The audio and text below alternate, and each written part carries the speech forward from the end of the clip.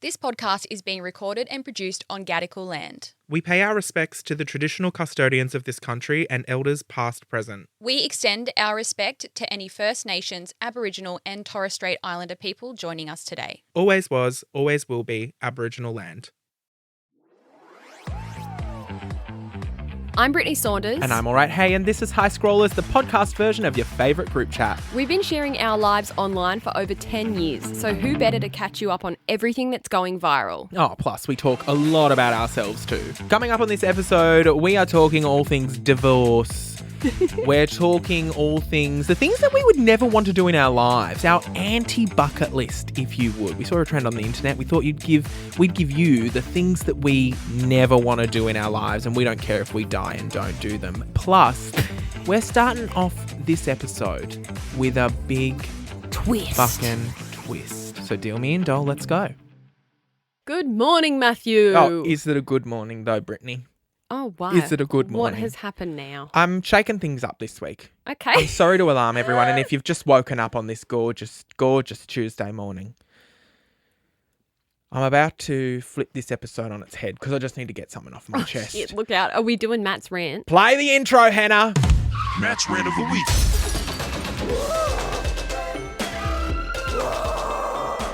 And you know what? This week I'm all about that intro. Fuck it up. Because I need to get something off my chest, and I feel like I can't wait till the end of the episode to do this. Okay. First of all, it's got to do with washing your car. And I'd like to ask you, Brittney, do you wash your own car? Do you go to an automated car wash, or do you pay someone to clean your car?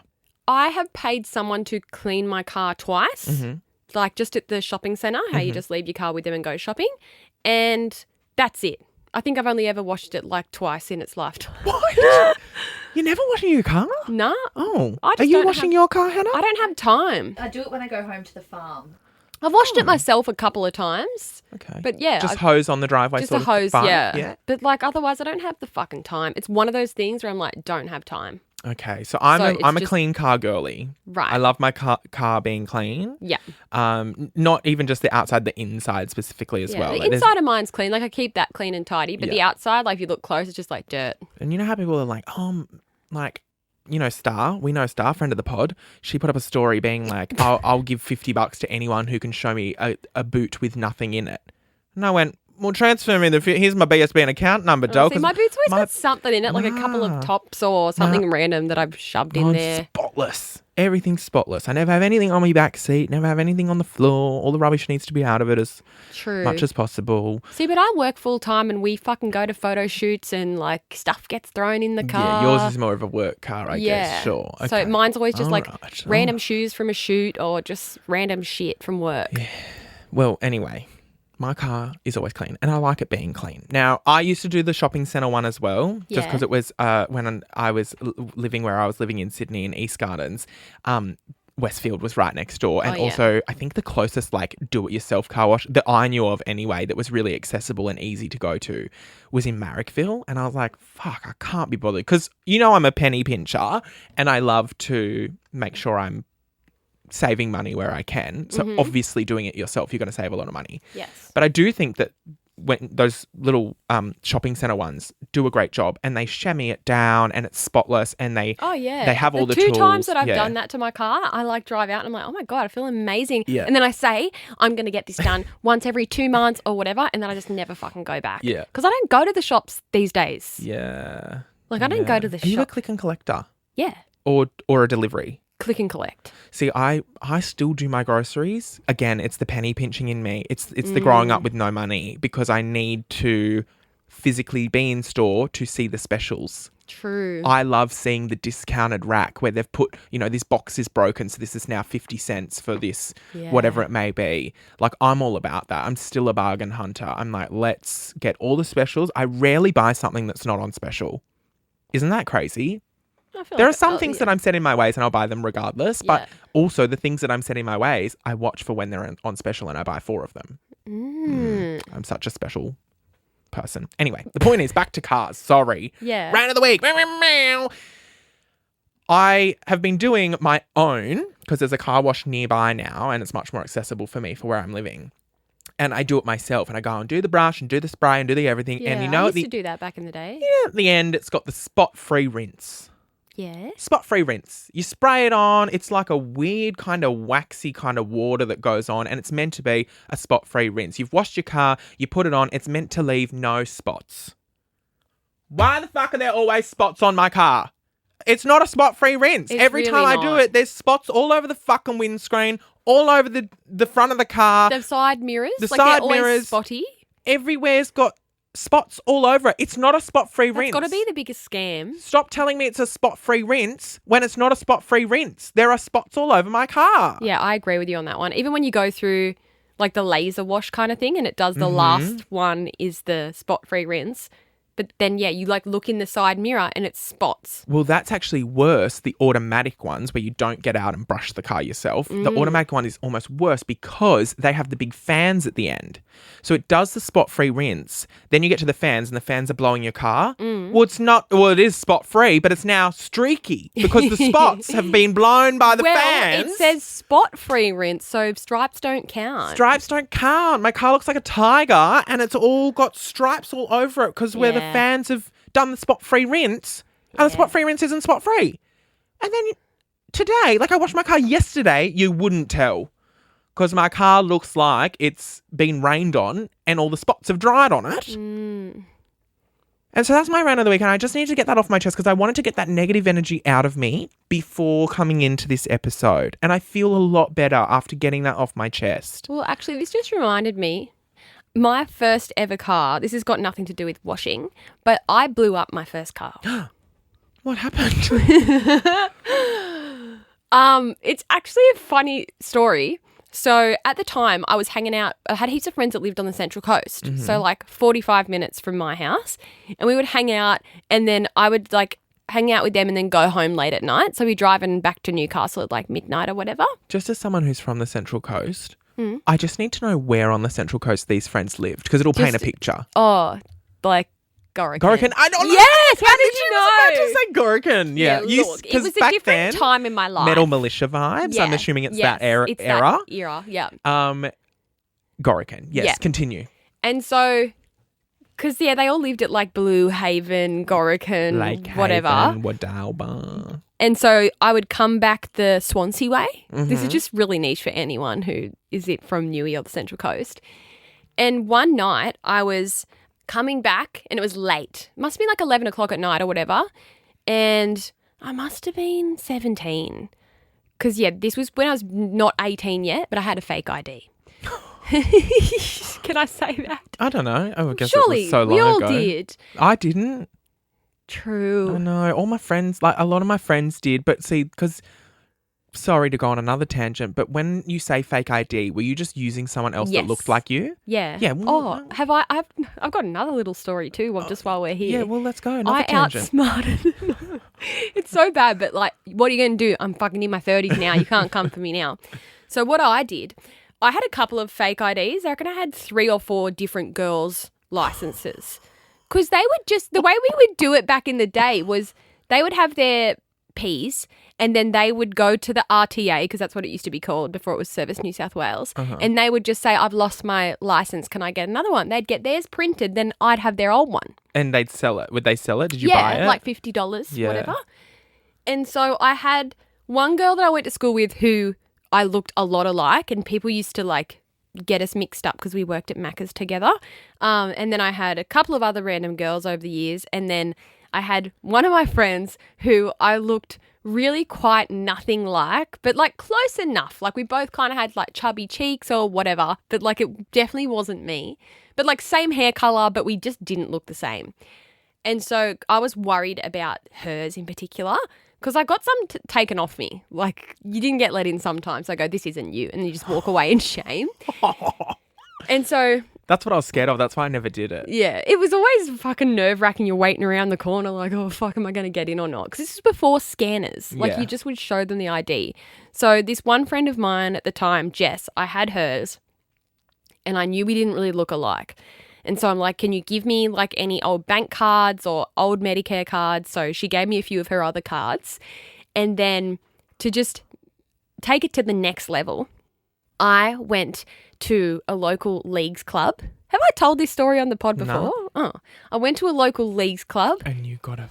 I signed up as her with her ID, and I got a leagues club membership card. And it was back when you had to get a photo on it. So I got my photo on her. Is Nova Legal going to let this be released? Yeah, it's fine. I was 17. So This is crazy, but so smart. And so I got the photo, and I remember in the photo when I was getting it done, I was trying to do, because this is back when we could smile in our license photos. So I was doing the exact same smile as her. I was like posing, boom, my face on a card that has her name. And then I had that in my wallet. Identity theft. So then I would go out, and I remember one time I went out. There'll be a Daily Mail article about this. Stop. And I went out, and like you'd show them the license first, and then they'd say, "What's your name?" Like this is when, like I don't know if they still do it because of the scanners, but they'd go, "What's your name? What's your date of birth? What's your star sign?" Yep. And I had it all down to a T. Then he pulled out his notepad, made me do the signature 1,000 times, which I have obviously memorized and practiced at home. Then they're like, all this to go to a shitty club and get a $10 all this vodka to go Red to the Bull. Cambridge in Newcastle. R.I.P. Cambridge. And then they'd go, "Do you have any other forms of ID?" And then I'd whip out the stack of like other things along with the like leagues club card with my face on it. Right. And you can imagine their confusion when they're like holding them together. And this guy was like, "You look a bit different, blah, blah, blah." I'm like, "Yeah, like people change, you know." And so I got let in, and it worked. So that was that. That's one of my favourite stories you've ever told. That's so iconic. Surely people are going to love that. We all did it. No, maybe just me. It might be a bit divisive, but people are going to love that. Look, I was 17 and it was a different time. Okay? Love it. I just wanted to go clubbing and get $4 vodka raspberry. Anyway, back to the car thing. So I was driving back from the Central Coast late at night. Pretty sure it was a weeknight. Like, we'd just been hanging out. And funnily enough, I was driving home towards the Swansea area, and you go from like doing like 80 and 90 the whole way to then like slowing down. And as I was doing 80 in that 80 and 90 area on the freeway, I had my music blaring, Evanescence, of course. And I was singing to the top of my lungs. I couldn't hear anything. Then I got to the Swansea roundabout and slowed down. That's when you just get back into like your 60 zone. And I turned the music down because all of a sudden, you know when you like slow down, you need to turn the music down? Yeah, and also you then are like in housing. Aware. Yeah. There's houses around, so you're like, I better. And so I'm driving along and I can just hear this tick, tick, tick, tick, tick, tick, tick, tick, tick, tick. And I'm like, what the fuck is that ticking noise? Like I'm just this idiot 17-year-old. Got all the way from, I know this is so niche, but got from Swansea to Belmont, for those of you that know Belmont. And I pulled up into a 7-Eleven at Belmont, and I noticed that my heat gauge was right up to the top. And so I'm like, oh my God, what the fuck have I done? And I rang my mum and woke her up because it was like a work night. I was like, I don't know what I've done, but the thing is like at full like heat, like and it's ticking and the engine's ticking. And I had just fully blown the fucking motor. Whoa. And she blew up at me and like we couldn't fix it. It was only like a $5,000 car, so it like wasn't worth fixing. But I'd just blown, I don't know what I'd blown, but because I was just driving and I didn't even hear. I think the same thing happened to my car, the old Holden Barina that I had. That was my first car. Oh yeah, mine was a belt. Yeah. The ticking was actually the belt that had broken and was slapping against the motor or something. Yeah, I don't know what happened to mine, but it was gone, and I got in so much trouble. Just let me live in. But also, is it your fault?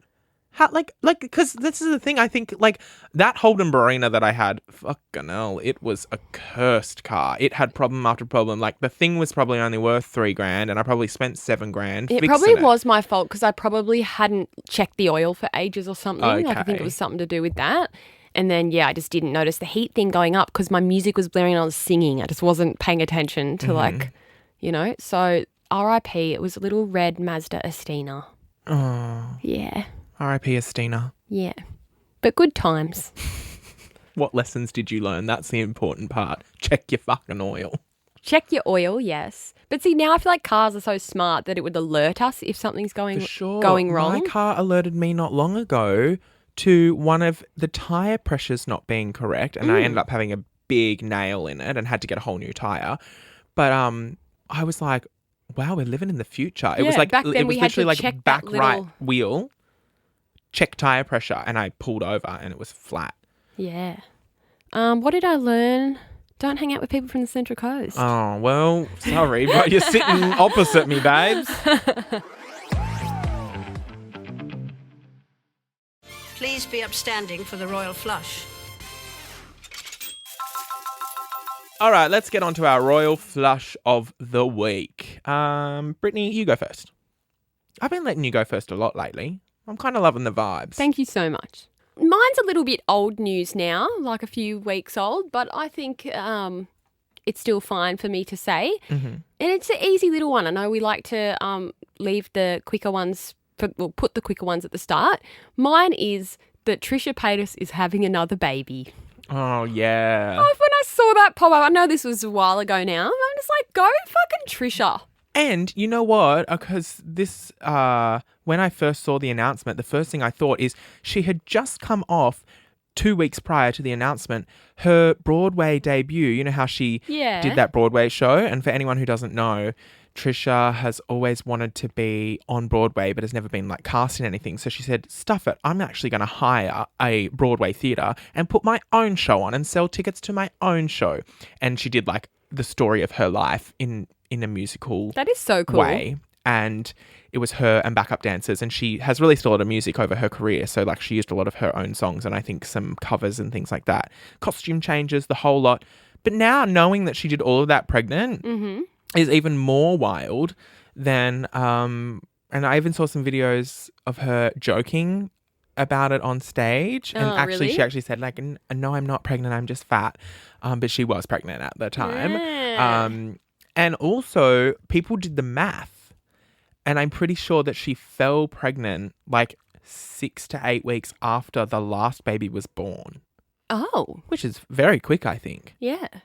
I just love this for her. Like, I remember watching Trisha Paytas back when I discovered YouTube in high school.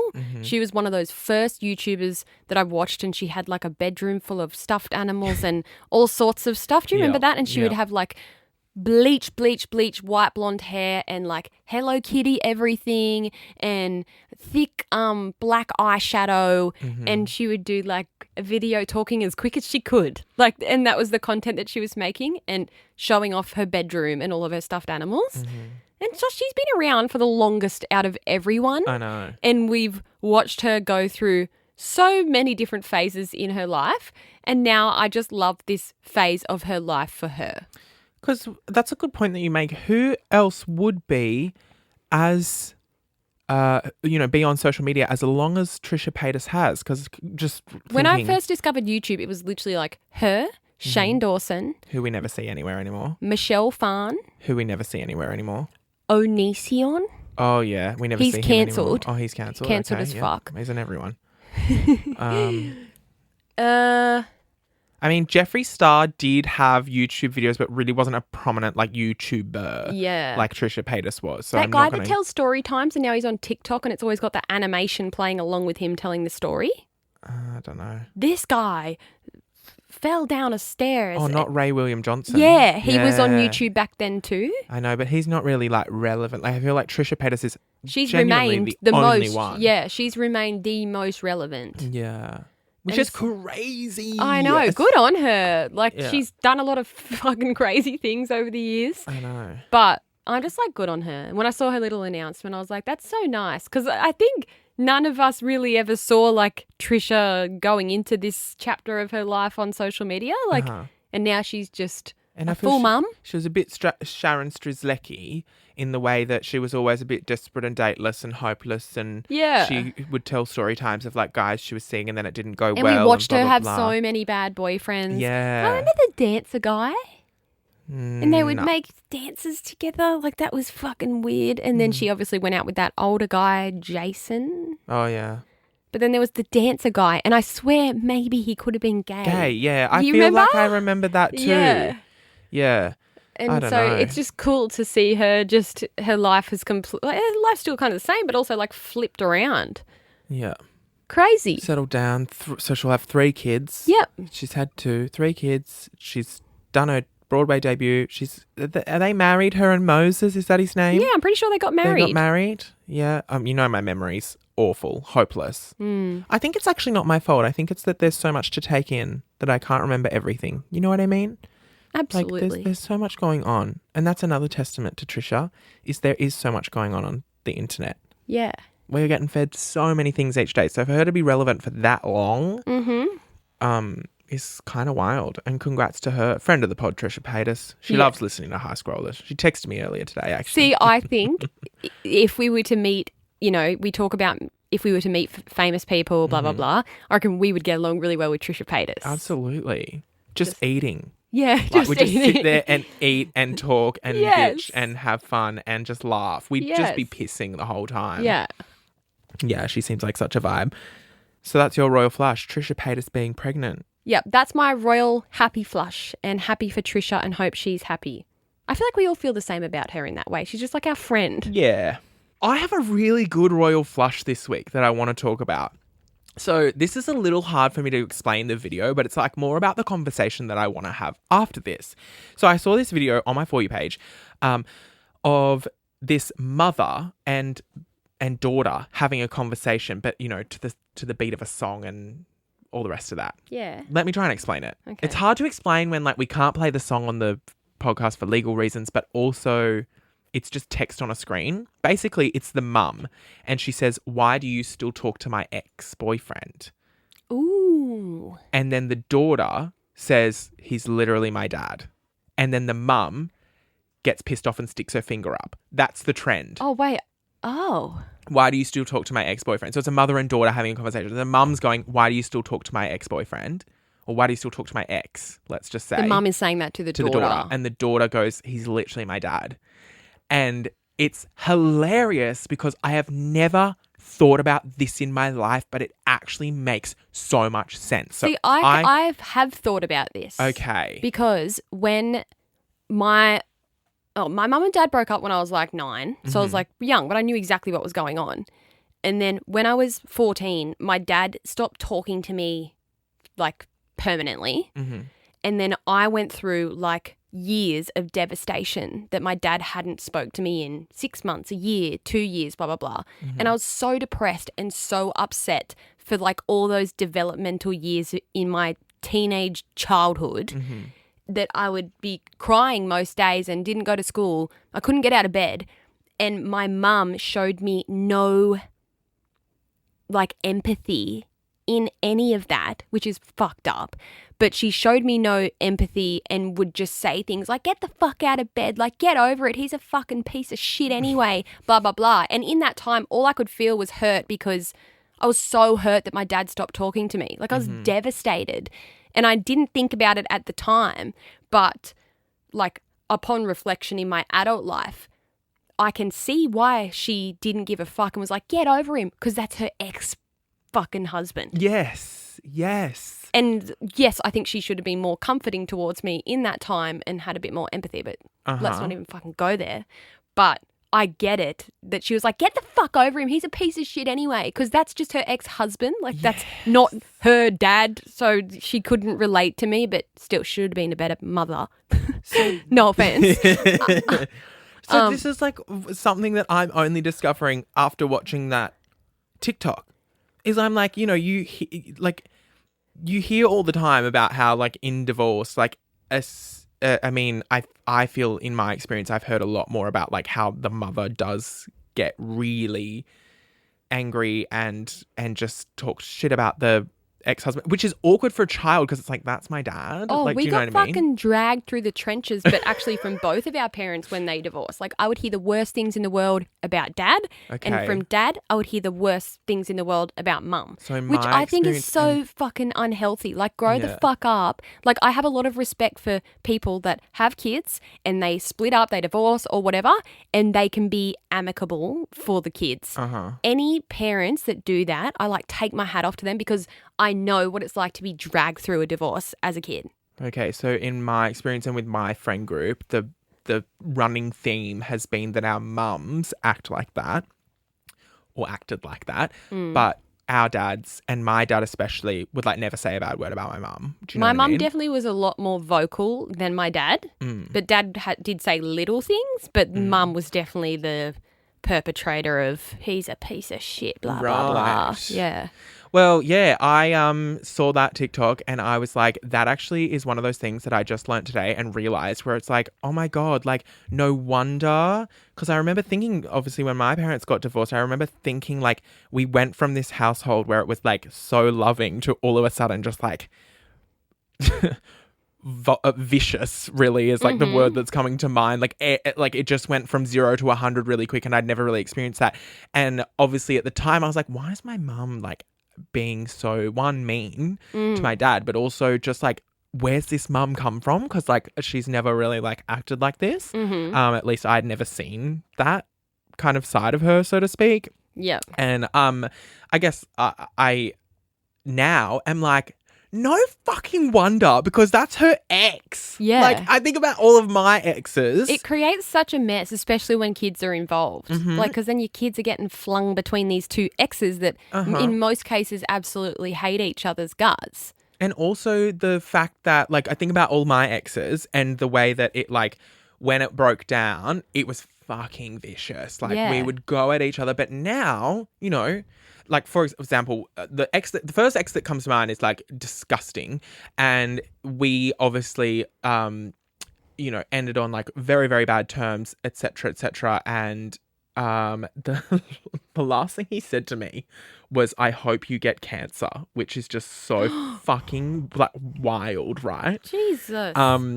And I always think about that. I'm just like, I wonder if he regrets or thinks about that moment, because I think about that moment all the time. I'm like, that is such a fucked up thing to say to someone, even though we were going at each other's throats and we hated each other and we were going through a breakup. I was like, I feel that was just a little too far. You know what I mean? Anyway, so he said that. That's the last thing he ever said to me. The thing is that, like, then, you know, a year later, I've not forgotten about him, but I'm like over it. And because obviously I was the one that got hurt in that relationship, and I had a lot of healing to do. I feel like he just carried on with his life and went on to the next guy 2 weeks later.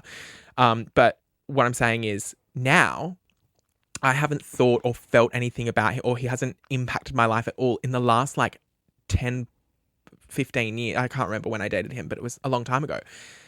But when you have kids with the person, you are with, like, they will be in your life, or you will have a reminder of them, or whatever you want to call it. Like, like you will have to be in contact with them for drop-offs and things like that. You, even if you're not in contact, you still got the kid connected to the other person. Even if you're not, like, let's take your situation where your dad wasn't talking to you, and I'm assuming your mum, then like, you're still connected through you. She's still connected to him through you. So every time she looks at you, like, it's like it's like still a reminder. Thing as well, like with my situation is like my sister stayed connected to my dad the whole time that he wasn't talking to me. So it was even me dealing with, because Emma and I would we went to the same high school together, like a few years apart.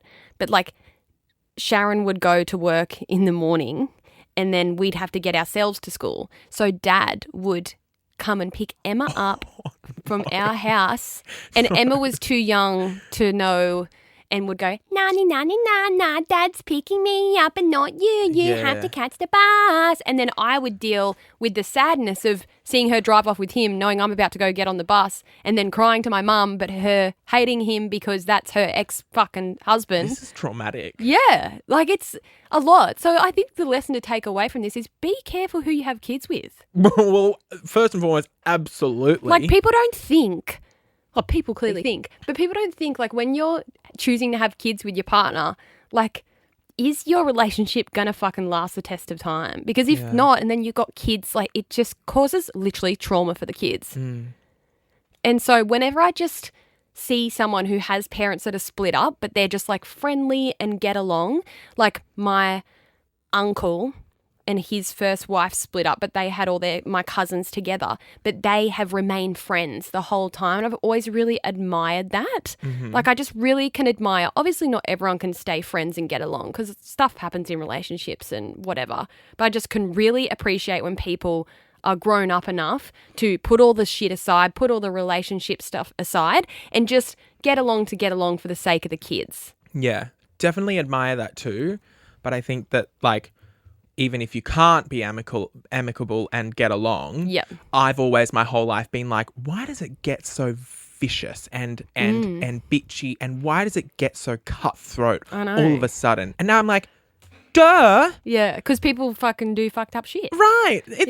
And I feel like when I'd come home from my dad's house, my mum would just be like in a bad mood. How was it? Exactly. Like, and then when my dad got with Jackie, my stepmom, didn't my mum fucking hate Jackie?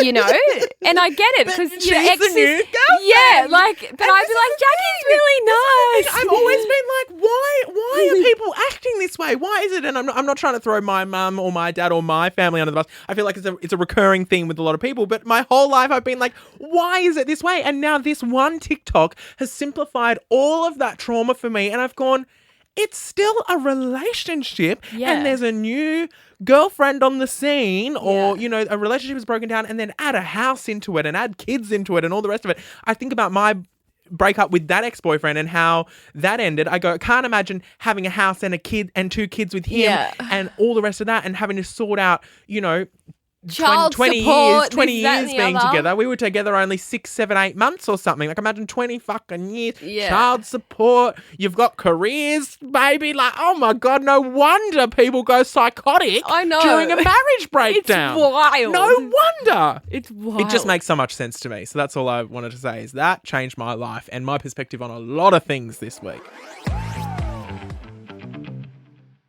I saw a new trend called the anti-bucket list. Have you seen this? Yes. And it's basically, for those who don't know, the things that would never be on your bucket list and that you'd never want to do. So obviously we have our bucket list, as we know. I'm ticking a lot of things off this year. Mm-hmm. And the bucket list is the things that you have to do before you die. The anti-bucket list is things that you would be happy to die and not have done. The first thing that comes to mind for me, skydiving. Yeah, I'd never do that. Never I would never in my do life. Skydiving, never do bungee jumping. Actually, a lot of things. Bungee jumping is another one for me. Would never do bungee jumping. A lot of things that Tanya said, I was like, yes. She also said the cave diving, which I know we've spoken about on the pod already. Never going to climb in a fucking cave. Not doing cave diving. And same with hers, climbing a mountain like Mount Everest and whatever the fuck. Yeah. No thanks. Yeah. I feel like I have no interest in going above and beyond in life. Like, to put it simply, I have nil interest in going above and beyond in life. I'm happy to live my life, do fun things, exist. You know, I'm not climbing Mount Everest. I'm not going cave diving. I'm not going skydiving. I'm not changing the world. I'm happy to sit this one out, baby. Someone else can do it for me. I'm happy to not be a billionaire. I'm trying to think of anything that I've got more. What do you need help? Okay, you tell me. Another one of mine, abseiling. Yep, I'll never do that either. Never, can't be bothered. A lot of these you will see there's a running theme here with physical activity. Another one of mine, now this one isn't as big as the other ones, but scuba diving. Oh yeah, I'd never do that either. I'm happy to die and never scuba dive. What about shark cage diving? Nah, I have tried scuba diving before when I was in Fiji, and I didn't get past so you have to like do a training session in the pool. Yeah. 1-on-1. You put all the stuff in, and then they just have the swimming pool, like a little scuba swimming pool, and you just have to like sink to the bottom and learn how to breathe, and they just go, yep, you're good, let's go out. I couldn't get past that, even with like not even 2 meters of water above my head. Yeah. I was like, I feel like I can't breathe with this tank, and get me out of here. I was very claustrophobic, and I don't often feel claustrophobic. So I can't imagine actually doing it in the ocean. Neither. I think another one I wouldn't do is just like be interested in hiking. Yeah. I would hike though. Would you hike? I don't think so. And is it like, to take it to another level, going on a holiday to go hiking? Yeah, that's fucked. Like people that go on holidays to go hiking. Also, what constitutes a hike? Like, could you go Google, girl, please, Hannah? What makes it a hike as opposed to an outdoor walk? Because when I was in LA, went to Runyon Canyon. Yeah, see, I'll do that. So have you done that? No. Okay. But like I would do that when I'm like, you go see a touristy little walk, but just like hiking in general going on different trails and paths and I don't know. Okay. It's different if you're like in LA and wanting to see like the Hollywood Hills. So Google says a hike versus a walk. So while both involve being outdoors, a hike is generally considered a more strenuous activity than an outdoor walk, typically involving uneven terrain, significant elevation changes, and potentially longer distances, often requiring, I can't fucking read today. Requiring specialised footwear and gear, whereas an outdoor walk is usually on a flatter, well-maintained path. Okay, so it's about you're going up a rocky mountain and you're actually hiking up it. All these fall in the same category, like abseiling, like I'd never do that. Yeah, nah. I'm trying to think of like those kinds of things. Yeah. Are there any places in well, we've spoken about this before, though. You couldn't give a shit about anywhere in the world, could you? You know, there's places on my bucket list, but there's things that... I'll go lots of places. I have been to the Olympics before, but that's one thing that I couldn't give a shit about. Sorry, sports people, but if I never went to the Olympics in my life, I wouldn't hate myself for that if I died. What else?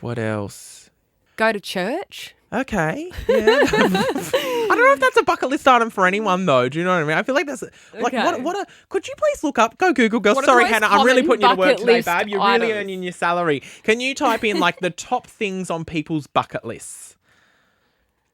See the Northern Lights. Yeah, that's on my bucket list. See, I couldn't care less if I didn't see that. Float on the Dead Sea is one of the most popular ones. That's not one Learn of a mine. foreign language. I'll never learn another language, I don't think. Really? Unless I'm like old and bored. Just because you can't be bothered or because you don't think you could? I can't be bothered. Yeah, okay.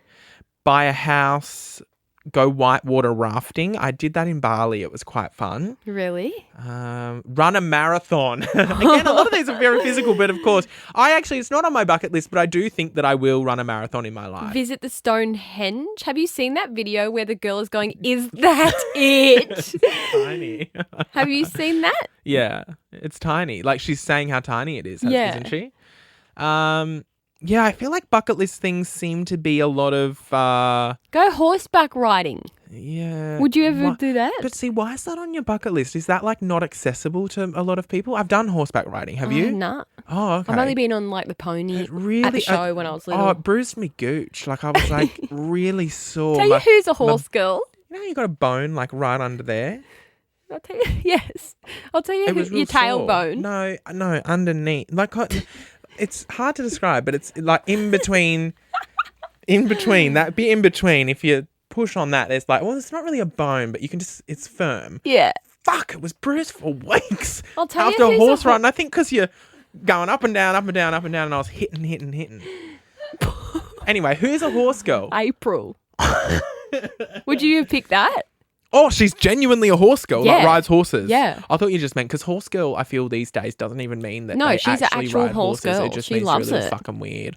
I went to boarding school and Oh, here we go. Get on the mic, Hannah. Hannah wants to have a talk. Let's see what she's got in store for us this week. Is it watermelon? Is it potato under the sink? it's just a rare thing, and Okay. people look at you funny when you say this. I went to boarding school, but I took my horse to boarding school with me, and he lived at school with me. That's cute. Because we had an equestrian school at our school. So 6 a.m. every morning I was down there giving him hay. That's cute. And then after school, every day I had to ride him. And then every weekend I went to competitions.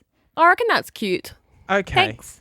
We'll leave it at that. His 'cause name I've got was- so much to say and I don't know where to begin. First His of all, name was Timothy. Can I ask, how does that, I love when animals have a real human name. Calling a horse Timothy is fucking unhinged and I love it. Mm-hmm. Sorry, how does having the horse and bringing it and having all that responsibility, how does that feed into the curriculum and, you know, your Sport? It was like my Saturday sport. Okay, yeah, I see that. But do you get points for that in school? It was just like an extra I guess sport. you don't get points for football and curriculum. things, do you? It's like drama club. Okay, yeah, okay. Yeah. But I got points for my drama. Oh. You know, they counted towards my ATAR is what I'm Oh, saying. no, no, but the no, no, horse no, no. riding doesn't. It was just like... You just had a real passion for it. Yeah. And we Nice. had an equestrian school connected to our school. Nice. Anyway. There are a lot of things on this list here on Google that I feel are like kind of, you know, like on the bucket list, it also says adopt a pet. It says ride in a hot air balloon. I feel these are really like accessible things that people could do. Have you ridden in a hot air balloon, Brittney? Yeah. It was fun for the first like 2 minutes and then you're just like, meh. Yeah. By the way, speaking of subjects. Like, that just reminded me. I checked my Facebook memories today. And on this day 15 years ago, I wrote freeze by yourself. So fun. Like a free period at school. Oh. Looking forward to TAFE. I thought you meant freeze as in like frozen, like statues. Like free period by yourself. Yeah, freeze by yourself. Looking forward to TAFE. What were you learning at TAFE? Hairdressing, surely. No. Weirdly enough, I was doing business studies. Wow. Yeah, who would have thought? And also, Matt, I've got a memory. Did you complete the TAFE course? No. But Matt, I've got a memory of you and I 11 years ago. Oh, what were we doing? 11 years ago? Mm-hmm. What would that have been? 2014. Yeah. I don't even think I'd started YouTube then. I don't even understand what this is. You posted this on my wall and you wrote in like speech quote marks. You know how people are like, oh my God, I idolize Kurt Coleman, ... me. Are you saying that you idolize? I think, yeah, I did back in the day. Absolutely. So I think you must have said that either on more stories probably weren't a thing, but like maybe you've said that in a video and I'm quoting your video on your wall. Yeah. Like I've watched your video and then I've quoted you on my wall. because you've gone, I don't understand how people idolize Kurt Coleman, and I'm saying I'm one of those people. Yes, I fucking love, and I will be a Kurt Coleman stan till the day I die. I love, or actually, you know what I will say? Shit, that's from that music festival. Was that, when was that? 7 years ago. 7 years ago.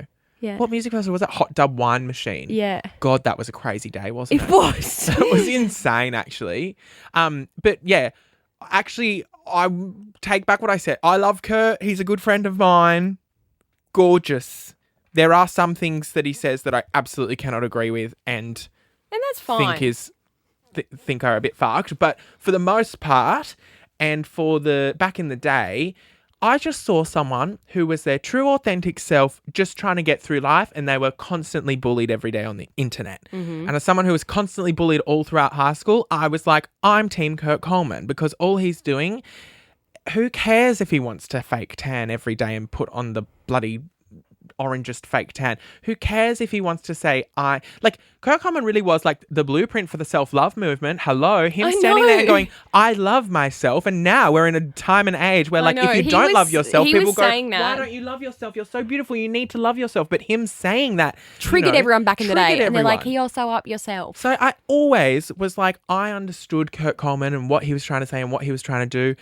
And I wrote that on your wall before I even started YouTube. So he had no idea who I was. But then through social media, I got to actually become friends with him. And now I do love him. As I said, can't stand by everything you say, Kurt. Some of the things you say are a little bit unhinged, but I will be a Kurt Coleman stan forever because he is real.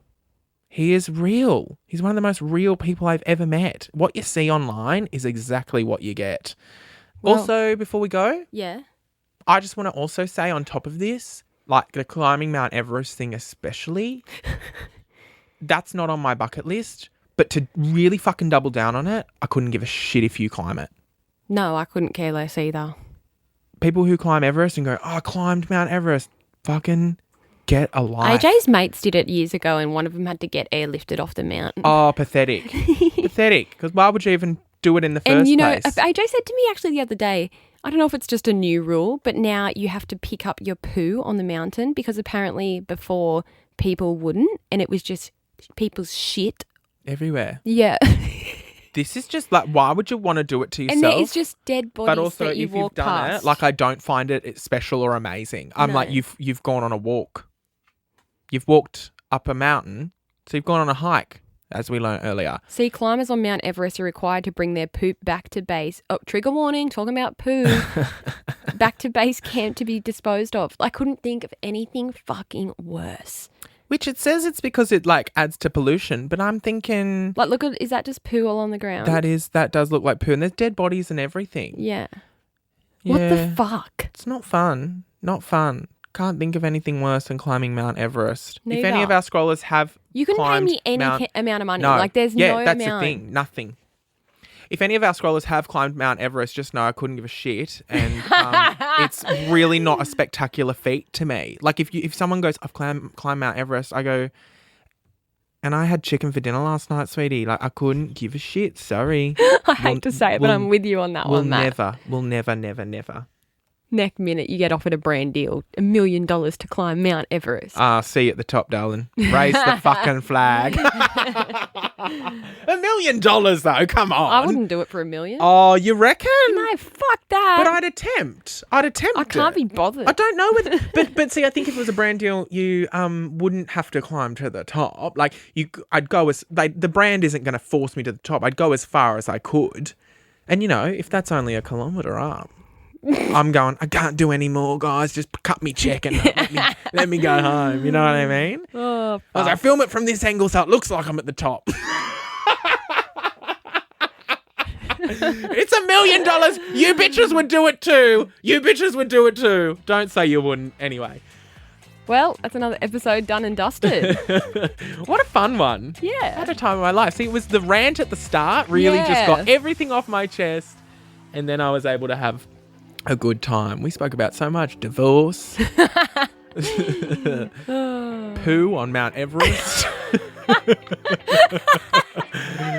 And spot-free rinses. Anyway, we'll catch you on Friday for an episode of Close Friends. Don't forget to rate us 5 stars, leave us a review, send us an email, by the way. Yeah. I know we've got some we haven't travels. read the emails lately. We've got some Is there travels anything happening. good? So if you, while we're away, you might want to send in some emails and things like that, and we'll do a big maybe we'll do a Close Friends episode where we just read out everyone's emails.